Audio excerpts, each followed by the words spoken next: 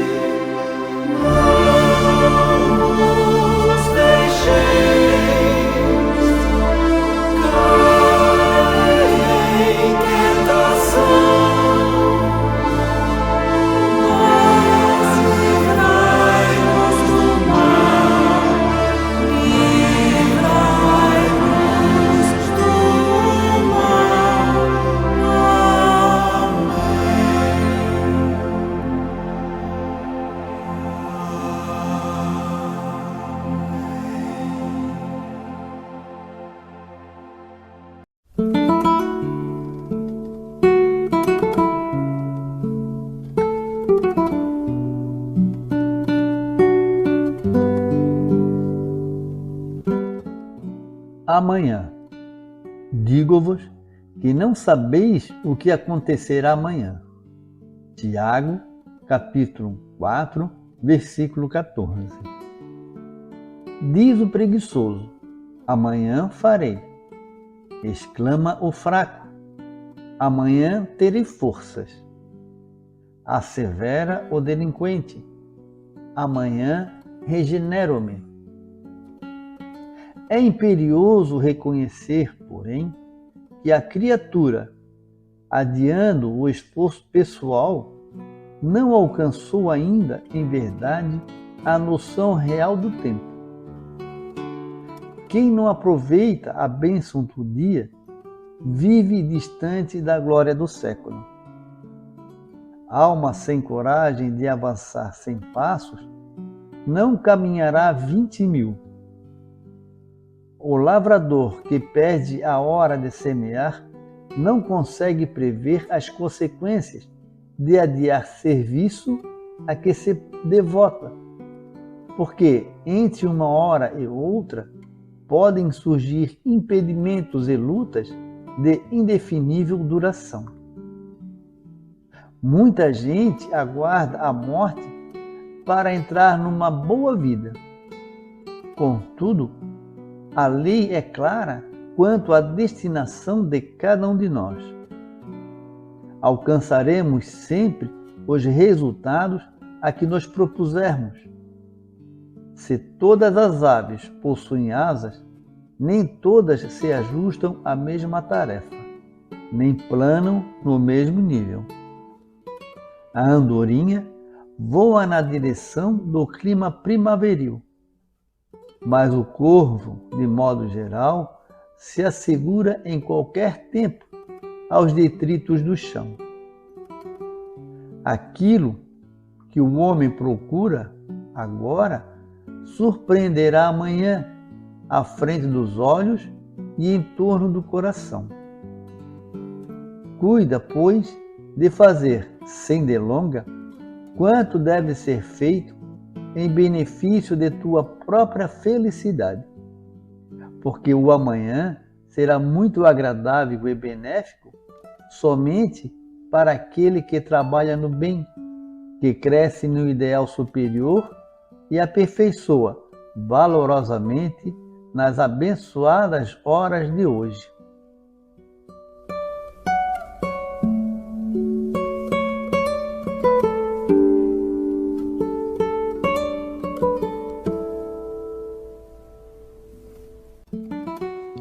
Cuida, pois, de fazer sem delonga quanto deve ser feito, a benefício de tua própria felicidade, porque o amanhã será muito agradável e benéfico somente para aquele que trabalha no bem, que cresce no ideal superior e que se aperfeiçoa valorosamente nas abençoadas horas de hoje.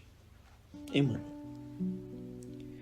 Vivemos tão presos pelas ocorrências do ontem e pelas expectativas do amanhã que comumente esquecemos de viver o hoje. Temos a impressão de que sempre estamos esperando que algo extraordinário aconteça, para que a nossa vida, enfim, comece. Vivemos num compasso de espera, tendo nos ombros as frustrações do passado e as ânsias do futuro. Enquanto isso, as horas do agora passam, sem nenhum aproveitamento real de nossa parte. Não percebemos que o grande milagre de nossa vida acontece todos os dias quando acordamos. É o estoque das horas ao nosso dispor, para aplicá-lo na construção da nossa felicidade. Porém, geralmente, cometemos o erro de guardar essas horas para depois, para o dia seguinte, como se o tempo fosse cumulativo, ou seja, como se as horas que não usamos hoje pudessem ser usadas amanhã. Um dia não vivido é um dia perdido. Ele sai da conta corrente da nossa vida e não volta mais. Ninguém fica com crédito por não aproveitar os seus dias. Aliás, fica com débito, chamado frustração existencial. Chico Xavier costumava dizer que a consciência do tempo perdido é o que mais atormenta o espírito quando chega ao outro lado da vida. Para que não fiquemos com este saldo devedor, é bom olharmos para aquilo que normalmente devora os nossos dias. A preguiça, o hábito de adiar tarefas, o medo, a queixa, a revolta e o vitimismo. Precisamos fugir de uma tendência instintiva de somente querer agir quando a vontade nos impulsionar. Afinal, nem sempre a vontade virá. E pode ser que ela nunca apareça. Então, se estamos certos de que algo nos faz bem, é preciso agir mesmo sem vontade. É preciso não adiar a felicidade para depois. É preciso domar a preguiça. É preciso enfrentar os desafios apesar do medo. É necessário parar de se queixar da vida, não esperar que ela seja perfeita. Ajuda muito pensarmos que nós somos os únicos responsáveis pela nossa felicidade. Se não cuidamos dela, como o jardineiro que zela pelo seu jardim, ninguém tem a obrigação de fazer isso por nós, nem mesmo Deus. Ele já nos deu as sementes. O trabalho de semear e cultivar é nosso. A autorresponsabilidade é um dos sinais mais marcantes da nossa maturidade. Enquanto não a atingirmos, ficaremos nos comportando como crianças, à espera de que papai ou mamãe descasquem a laranja para nós. Outro aspecto relevante: aproveitar o tempo, que se chama hoje, não significa apenas lançar as boas sementes para que amanhã tenhamos uma colheita feliz. Significa também apreciar as coisas boas que já estão conosco, para as quais muitas vezes estamos cegos. Não permitir que as inevitáveis imperfeições da existência tirem o brilho de tantas coisas boas que acontecem a toda hora ao nosso redor. Com sabedoria, Leila Ferreira escreve: aprendi cedo que felicidade não é coisa para pessoas desatentas. Chega quando a gente menos espera, dura menos que a gente gostaria e vai embora sem dar satisfações. Não são ocorrências grandiosas, coisas do outro mundo, mas não deixam de ser pequenos espetáculos que surgem diariamente no palco de nossa vida. O fato de despertarmos todas as manhãs, de termos a liberdade para dirigir a nossa vida para onde desejarmos, de sentirmos que estamos participando do espetáculo da vida através dos nossos talentos, e não apenas como seus espectadores, de desfrutarmos a companhia de pessoas agradáveis, de termos um dedo de prosa com um coração amigo, de ainda nos emocionarmos com uma canção, de nos encantarmos com uma bela flor, de nos extasiarmos com um céu estrelado. Tudo isso representa um oásis de felicidade, para o qual, na maioria das vezes, estamos desatentos. É preciso ter olhos de ver, disse sabiamente Jesus. Quem perde tempo com coisas sem importância, quem amaldiçoa suas horas e não as aproveita para ser feliz, quem não vê pedras preciosas em meio aos cascalhos, está morrendo antes da hora. Como teria dito a poetisa Cora Coralina: sei que alguém vai ter que me enterrar, mas eu não vou fazer isso comigo. E nós? Será que estamos fazendo isso conosco?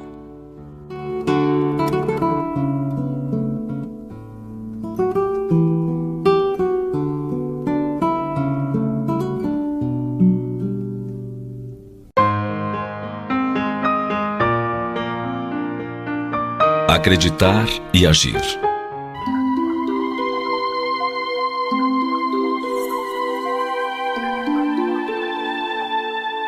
Um viajante caminhava pelas margens de um grande lago de águas cristalinas e imaginavam a forma de chegar até o outro lado, onde era seu destino. Suspirou profundamente enquanto tentava fixar o olhar no horizonte.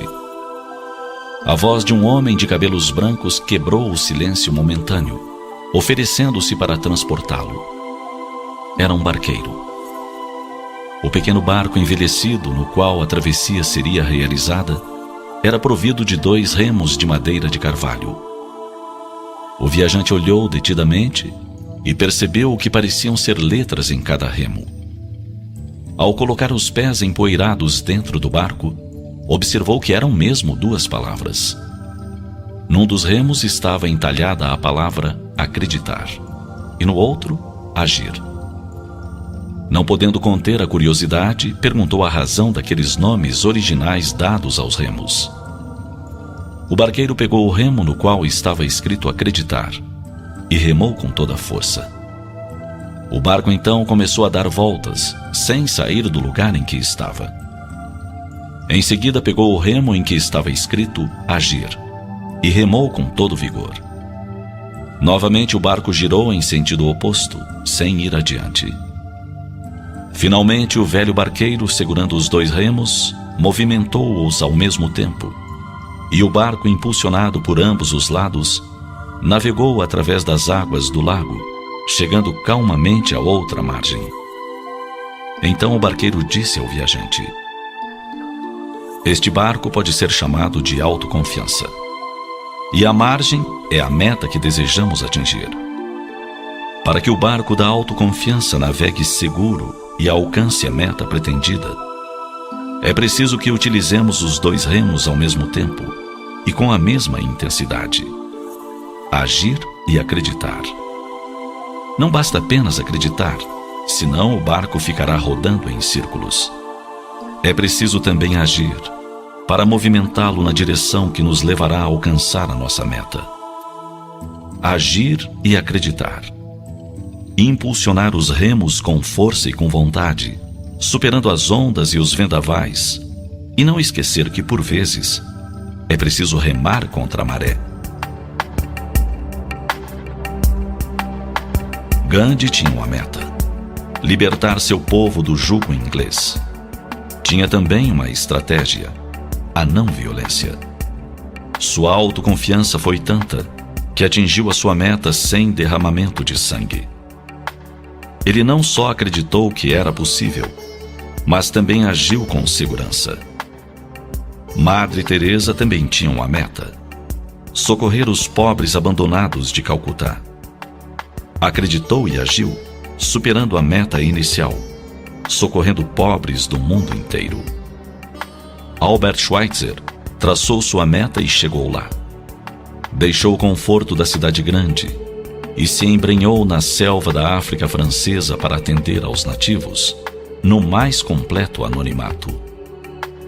Como estes, teríamos outros tantos exemplos de homens e mulheres que não só acreditaram, mas que tornaram realidade seus planos de felicidade e redenção particular.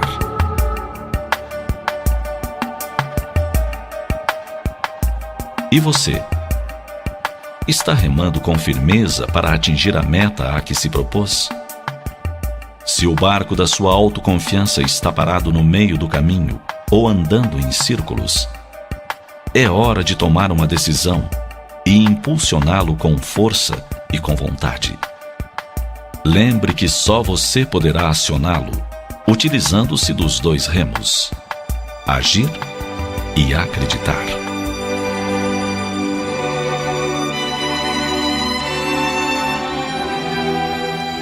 Caso você ainda não tenha uma meta traçada ou deseje refazer a sua, considere alguns pontos. Verifique se os caminhos que irá percorrer não estarão invadindo a propriedade de terceiros. Se as águas que deseja navegar estão protegidas dos calhaus da inveja, do orgulho, do ódio.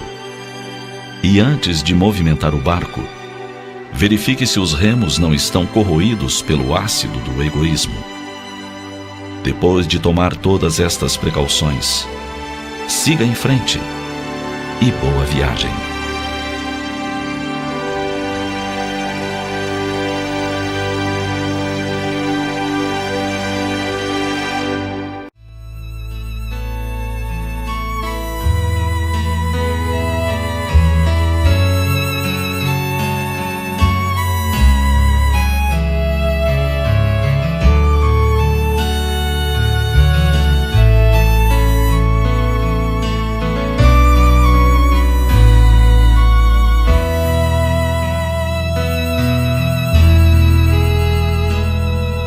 Um dia, ao se levantar, um homem resolveu que tinha que mudar de vida e se sentir também um filho de Deus. Faltara-lhe a coragem para importante decisão, mas agora estava certo que teria que agir conforme o coração.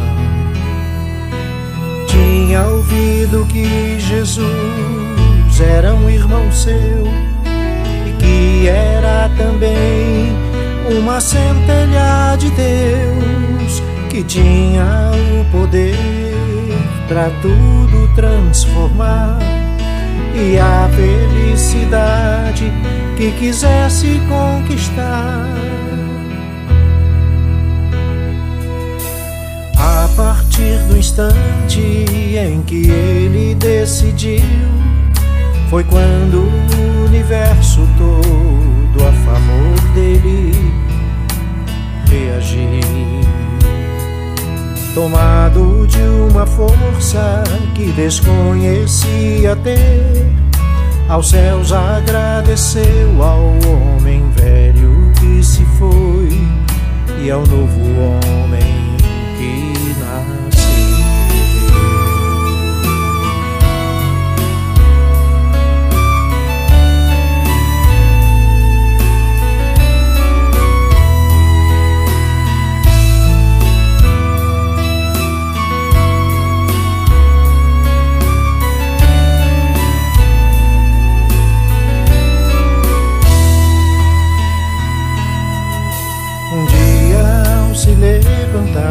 Um homem resolveu que tinha que mudar de vida e se sentir também um filho de Deus.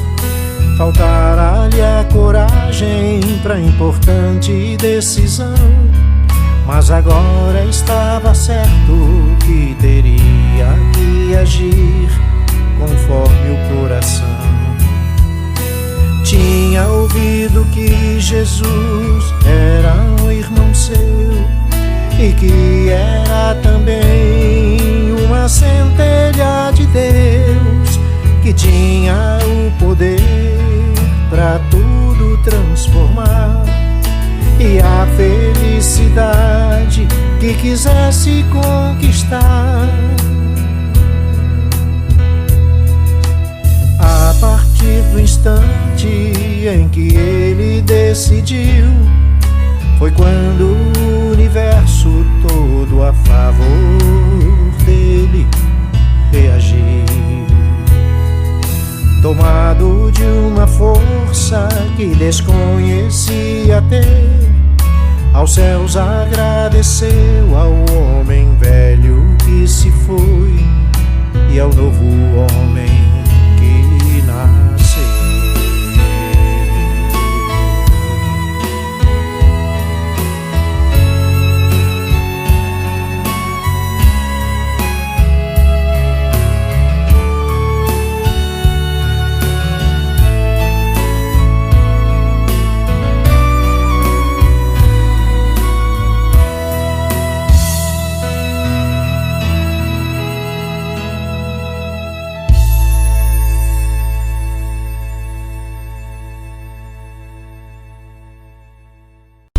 Na 98 FM, programa Conhecendo o Espiritismo.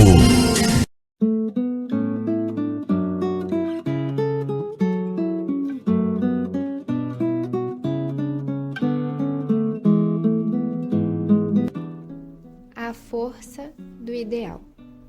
Tenha um ideal de vida. Fuja do vazio existencial de que muitos se tornaram prisioneiros. O homem que tem ideais sempre encontrará forças interiores para transpor quaisquer obstáculos. Encontre uma razão para viver, alguém a cuidar, um ideal a atingir, uma meta a alcançar, um sonho a realizar. É provável que certas depressões se instalem em mentes que não se enobrecem no prazer de ser útil à vida. Quem não aprende a cooperar com a vida, não pode exigir cooperação de ninguém. Quem tem objetivos e trabalha por eles, sente a própria vida palpitando dentro de si. A vida se realiza em cada um dos nossos sonhos concretizados. Quanto mais ideal, mais trabalho, quanto mais trabalho, mais vida. E quanto mais vida, mais felicidade. O espírito veio ao mundo terreno para se realizar. Ninguém reencarnou para uma excursão de férias. Procure se perguntar sobre o que tem feito da vida, das horas que passam e não voltam, e das oportunidades que surgem e não se repetem. Você terá outras encarnações para repetir experiências mal-sucedidas, mas saiba que essa existência não terá replay. Quando você deixar este mundo, fatalmente olhará para suas mãos e perceberá se elas estão vazias ou cheias de realizações positivas. Você pode fazer um ensaio e começar a notar isso agora mesmo. Ainda dá tempo de você mudar a história da sua vida e ser lembrado amanhã como alguém que não deixou a vida passar em branco.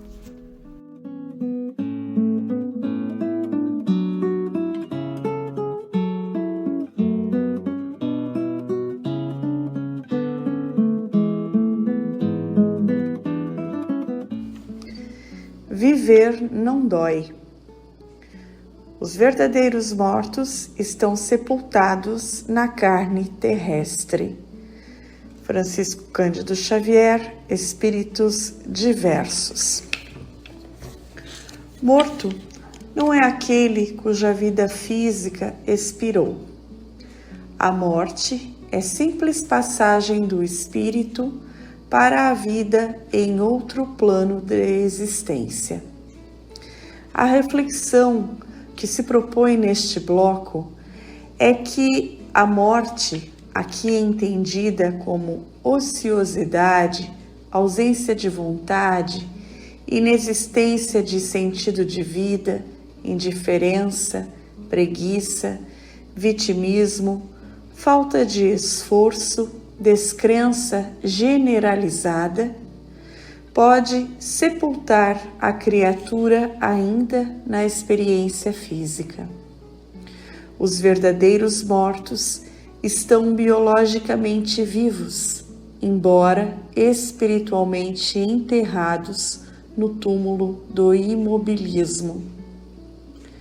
Alguns permanecem no inferno da culpa em virtude dos erros cometidos, ao qual se acham irremediavelmente condenados por Deus, esquecidos, porém, de que a justiça divina anda de mãos dadas com o amor, sempre abrindo portas para a recuperação do equivocado, o que se dará através do arrependimento, do compromisso com sua transformação interior e da reparação de seus enganos.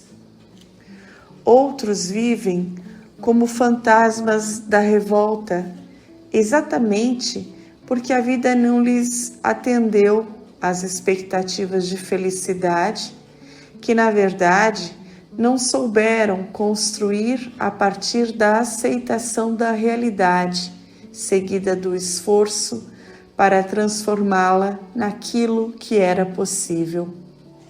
Revoltaram-se pela frustração de não gozarem de uma felicidade total e, com isso, deixaram de usufruir da felicidade compatível com a nossa condição humana.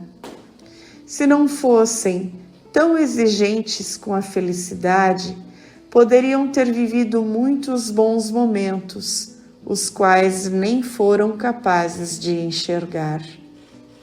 Outras vezes, não interpretaram os naturais reveses da existência como lições de humildade, resiliência e aperfeiçoamento íntimo, virtudes tão fundamentais para quem deseja ser feliz.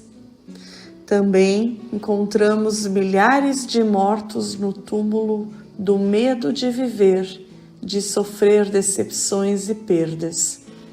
Por isso não tentam, não arriscam, não ousam, protegem-se tanto que vivem numa bolha, perdendo o melhor da vida. Pensando nesses mortos-vivos, lembramos de Jesus ressuscitando Lázaro. O Mestre afirma que seu amigo Lázaro dormia e que ele iria despertá-lo. Quantas vezes também estamos dormindo diante da vida que nos cabe viver?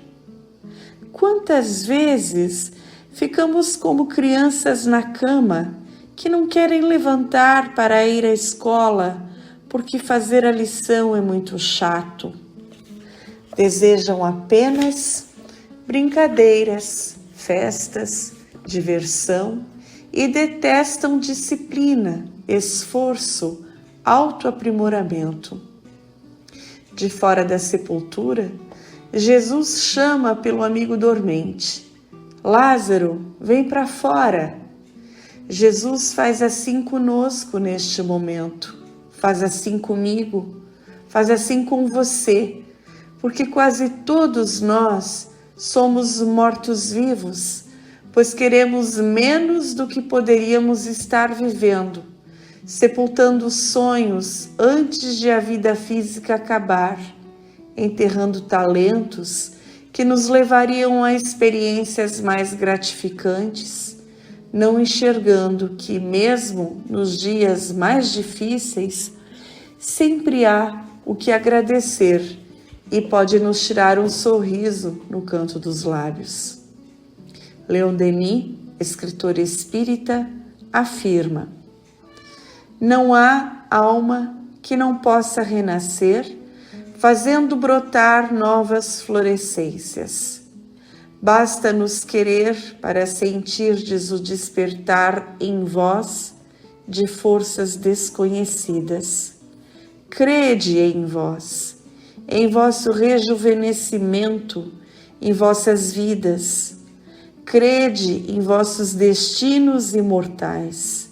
Crede em Deus, sol dos sóis, foco imenso, do qual brilha em vós uma centelha que só pode converter em chama ardente e generosa. É preciso renascer na própria vida, várias vezes. Para todos os vivos que estão enterrados, ouçamos o poeta Emílio Moura nos tirando do túmulo. Viver não dói, o que dói é a vida que não se vive. Tanto mais bela sonhada, tanto mais triste perdida.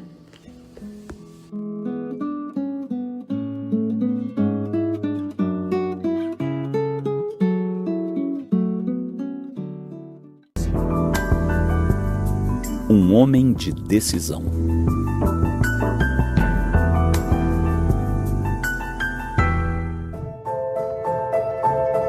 Em 5 de dezembro de 1901, na cidade de Chicago, nasceu o gênio do desenho animado, Walter Elias Disney, quarto filho de uma família pobre. Walt Disney, como é conhecido, foi um homem que acreditou em seus sonhos e fez de tudo para realizá-los. Decisão, vontade, persistência e muita criatividade eram as virtudes mais marcantes desse homem que construiu um império, tendo como capital inicial apenas o seu talento artístico. Seu lema era: se nós podemos sonhar, nós podemos fazer. Quem não conhece muitos de seus sonhos que viraram realidade e encantam adultos e crianças, como o personagem Mickey Mouse e a Disneylândia, o primeiro parque temático do mundo. Ele nunca desanimou. Sua primeira criação foi o coelho Oswald.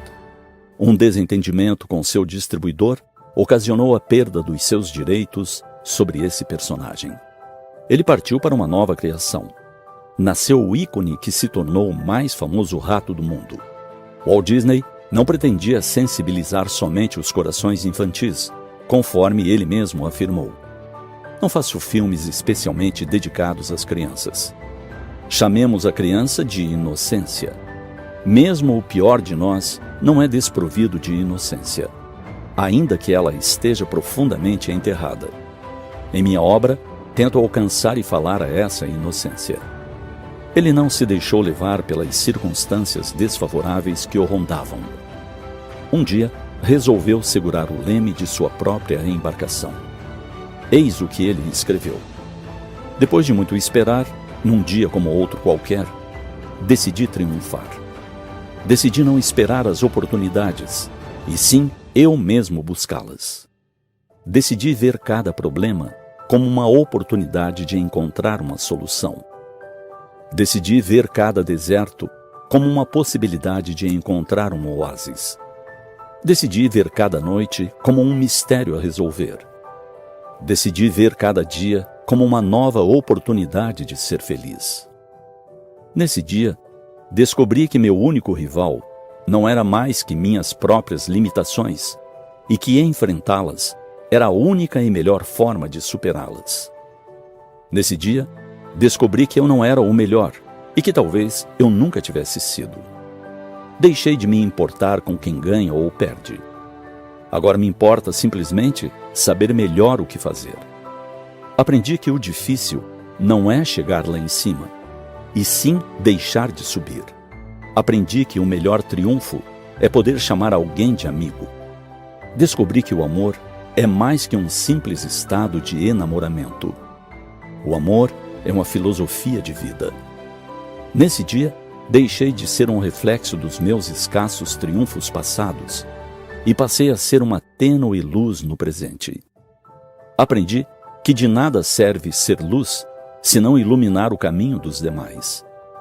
Nesse dia, aprendi que os sonhos existem para se tornarem realidade. E desde esse dia, já não durmo para descansar. Simplesmente durmo para sonhar.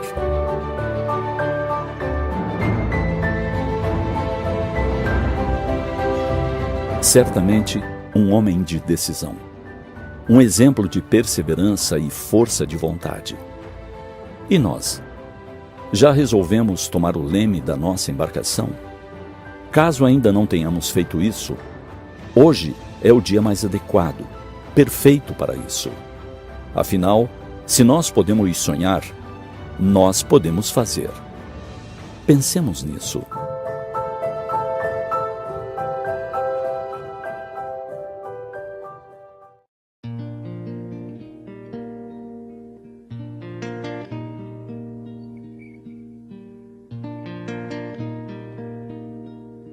Eu só peço a Deus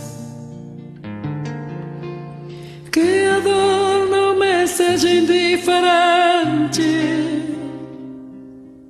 que a morte não me encontre um dia solitário sem ter feito o que eu queria.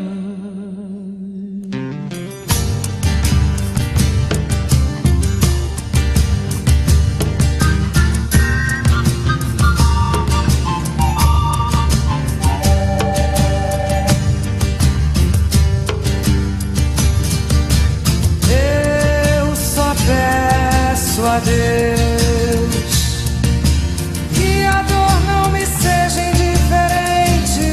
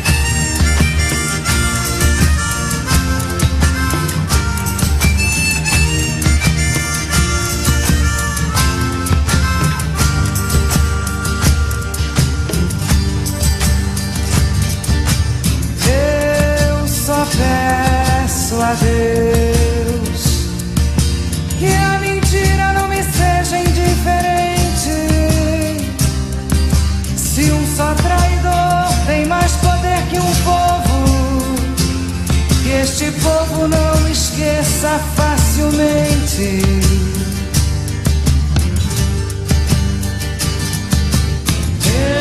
Eu só perceber que o futuro não me seja indiferente, sem ter que fugir desenganado para viver uma cultura diferente.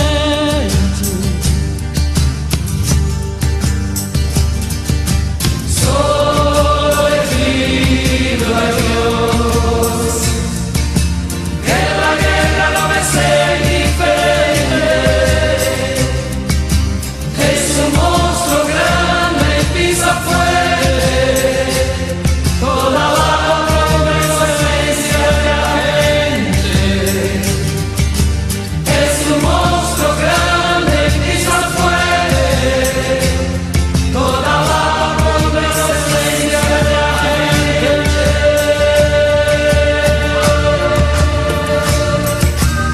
Muito obrigado, Beth, por haberme convidado para cantar para su público en esta noche no Rio de Janeiro. Obrigada a você. Beijo, Messias.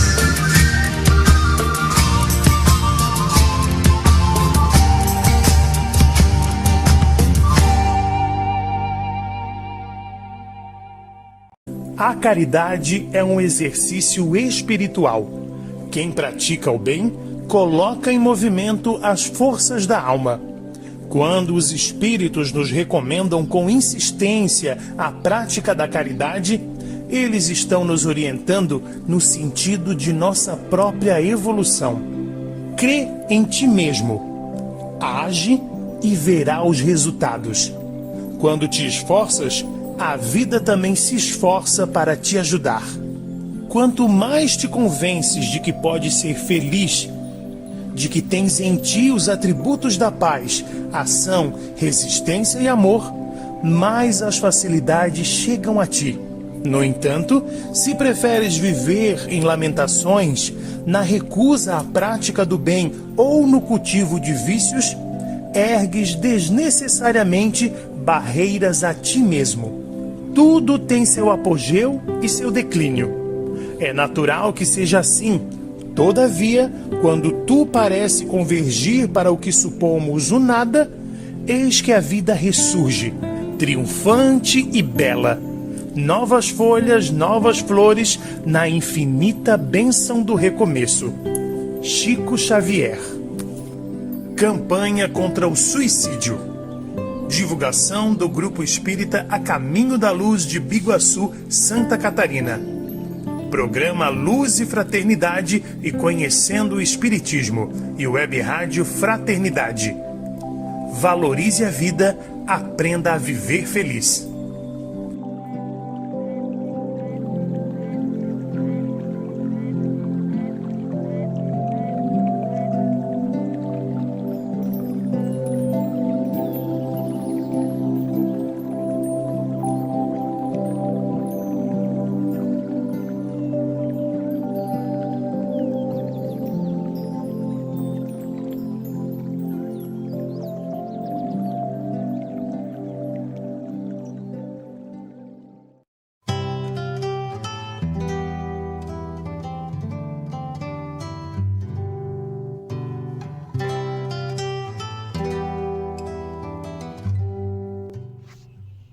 Compromisso consigo.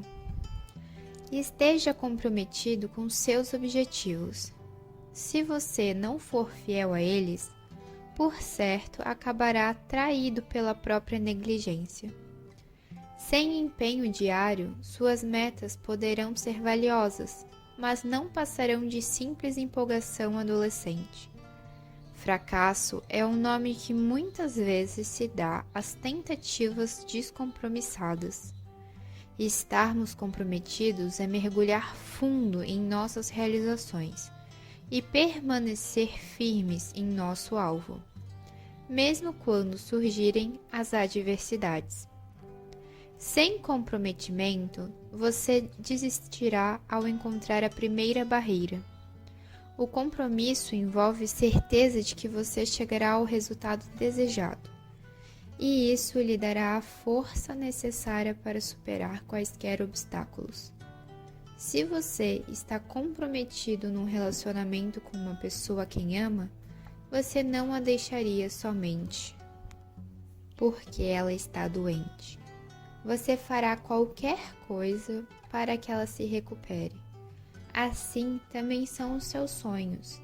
Eles somente não morrerão se você estiver disposto a enfrentar qualquer dificuldade para torná-los realidade.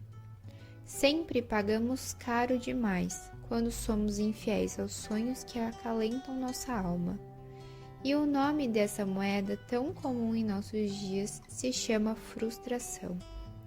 Sem comprometimento com as aspirações da nossa alma, tudo não passará de meras intenções, que nos darão sempre o que tem dado, nada.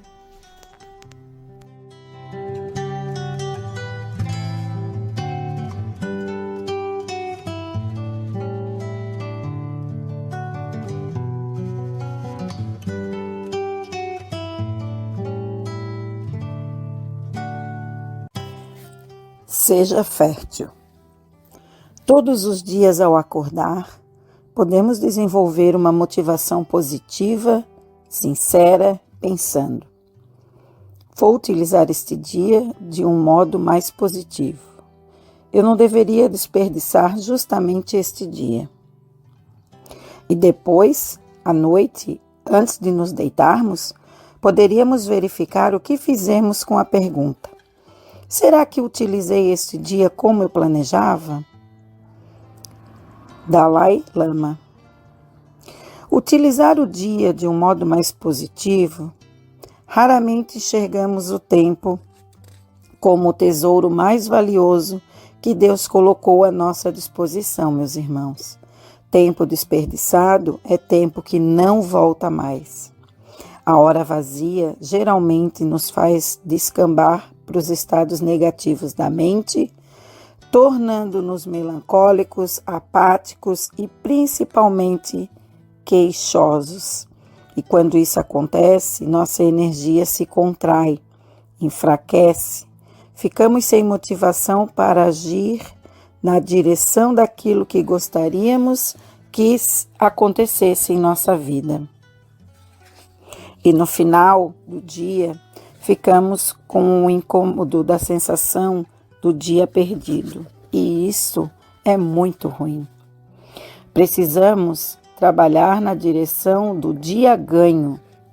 E isso começa logo ao amanhecer, como uma espécie de aquecimento mental, condicionando-nos a utilizar as horas que vão se seguir de uma forma positiva. Quando podemos fazer isso e como? Um dito popular afirma que tempo é dinheiro.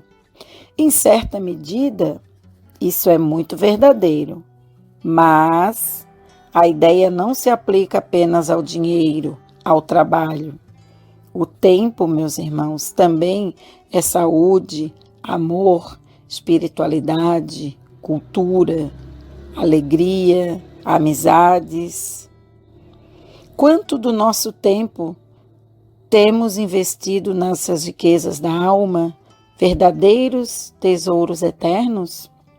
Vale a pergunta. Uma existência feliz depende dos bons investimentos em todas as áreas que nos tragam bem-estar. Então, tomemos cuidado para não gastarmos o nosso tempo com pensamentos negativos, com lamentações, queixas, fofocas, recomendações tristes e cultivo da autopiedade. Quando fizemos isso, estamos gastando tempo na doença, na miséria e na solidão. Estamos fechando os caminhos do nosso progresso material e espiritual. Tenhamos cuidado para que não venhamos a matar o tempo, como popularmente se diz. Lembro-me de uma provocante pergunta de Jesus: o que fazeis de especial? Muitas vezes fizemos anos a fio no mesmo ambiente familiar, mas nada fazemos de especial para que o convívio seja mais harmonioso. E outras vezes, trabalhamos na mesma empresa ou no próprio negócio, mas não fizemos nada de especial para que o nosso trabalho se diferencie em melhores serviços para a clientela. Noutras situações, nós nos ligamos a determinadas pessoas pelos laços do coração. Mas o que temos feito de especial para que ela se sinta no nosso amor? Jesus nos propõe que nos tornemos pessoas especiais e, para isso, Deus nos deu as horas de cada dia para que a nossa vida seja fértil. Nos deu talentos para serem multiplicados e não enterrados no fosso das horas vazias. Vamos lembrar que o tempo está nos esperando para a construção de uma vida sempre para melhor. O tempo é, na verdade, a nossa maior riqueza. Por isso, gastemos o maior tempo possível naquilo que nos eleva, que nos deixa felizes, que nos faz crescer como seres humanos, que acrescente algo de bom na vida das pessoas que nos rodeiam. E lembremos-nos de que, se é verdade que o tempo não para, também é verdade que ele não volta mais.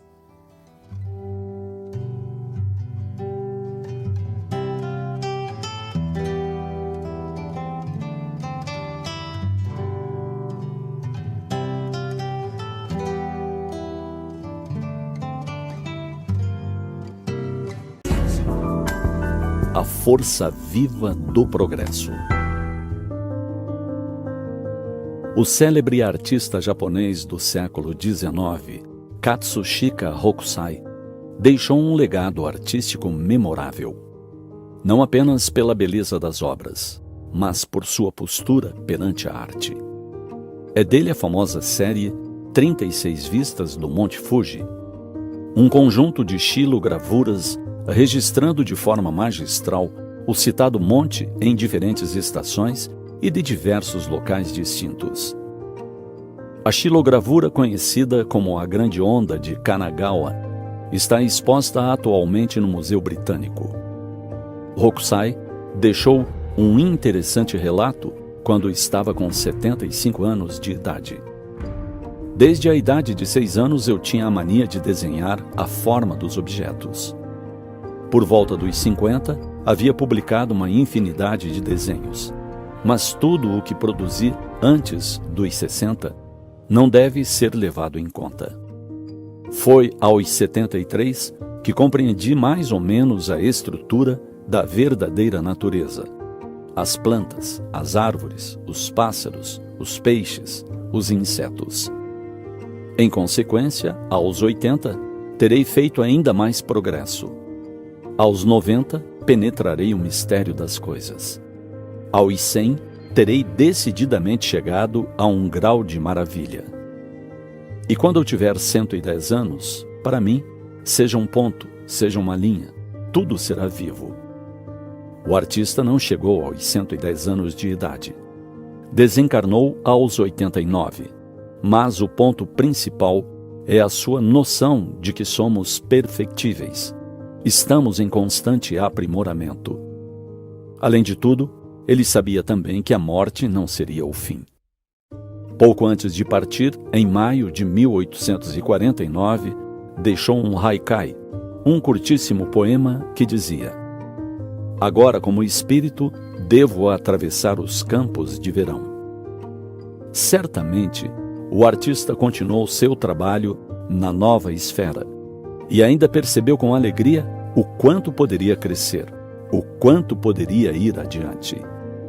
Todos precisamos dessa visão, e que ela não seja uma visão de desânimo, como quando se olha uma estrada longa pela frente, pensando em tudo que falta. Que seja a visão da disposição, do ânimo do caminhante que não vê a hora de conhecer o que os novos caminhos trarão. Quem conhece e aceita a lei do progresso, sabe que caminhamos sempre para frente. que, embora enfrentemos crises, elas nos empurram para diante. Progredir é inevitável. Quando e como será, é decisão pessoal.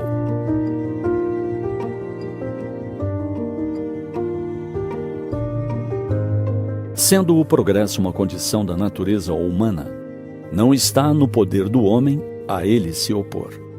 É uma força viva, cuja ação pode ser retardada, porém não anulada por leis humanas más. Quando estas se tornam incompatíveis com ele, despedaça-as juntamente com os que se esforcem por mantê-las.